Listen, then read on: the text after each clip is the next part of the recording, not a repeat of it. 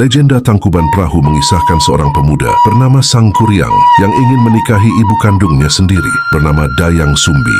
Akan tetapi Dayang Sumbi yang mengetahui bahwa Sangkuriang adalah anak sematawayangnya, ia mencari akal untuk menggagalkan pernikahan itu. Simak kisah selengkapnya.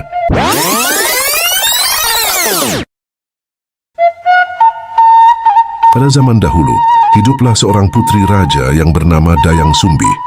Hampir setiap hari, ia selalu menghabiskan waktunya untuk menenun kain. Pada suatu hari, saat Dayang Sumbi sedang menenun kain, tiba-tiba alat pintalnya terjatuh.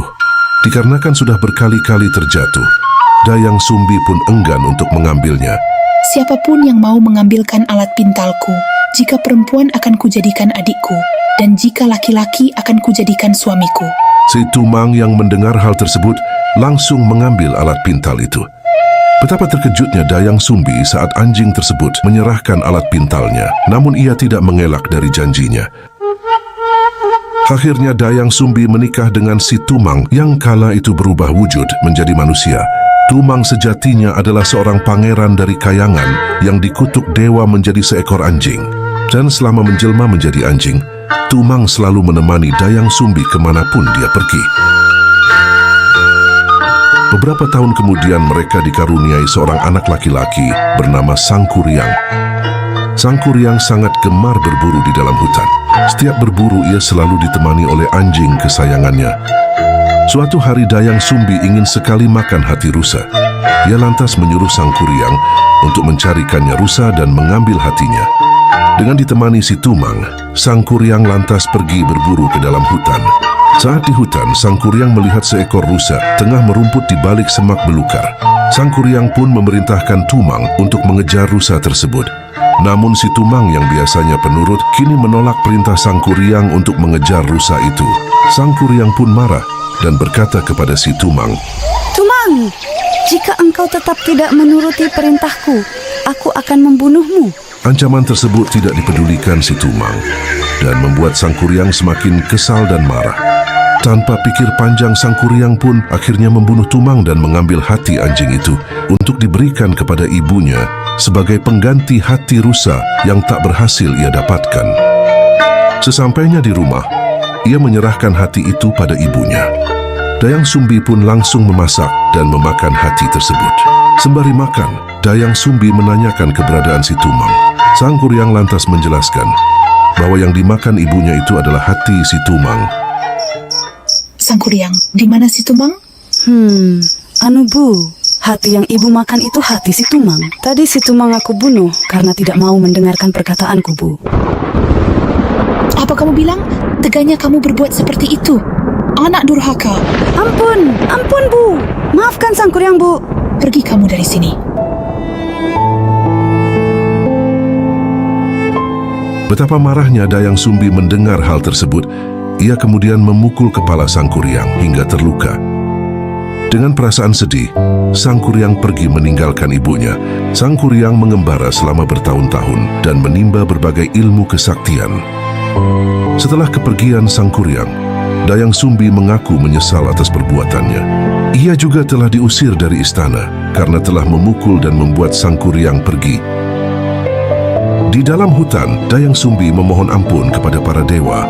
Mendengar permohonan Dayang Sumbi, para dewa menerima permintaan maaf itu dan mengaruniakan kecantikan abadi kepada Dayang Sumbi. Singkat cerita, Sangkuriang pun tumbuh menjadi pemuda dewasa. Saat sedang berjalan-jalan, tak sengaja Sangkuriang bertemu dengan wanita cantik di dalam hutan. Karena terpesona dengan kecantikannya, Sangkuriang menaruh hati kepada wanita tersebut. Seiring berjalannya waktu, Sangkuriang dan Dayang Sumbi akhirnya saling jatuh cinta dan tinggal bersama di sebuah desa. Suatu hari Sangkuriang meminta izin kepada calon istrinya itu untuk berburu di hutan.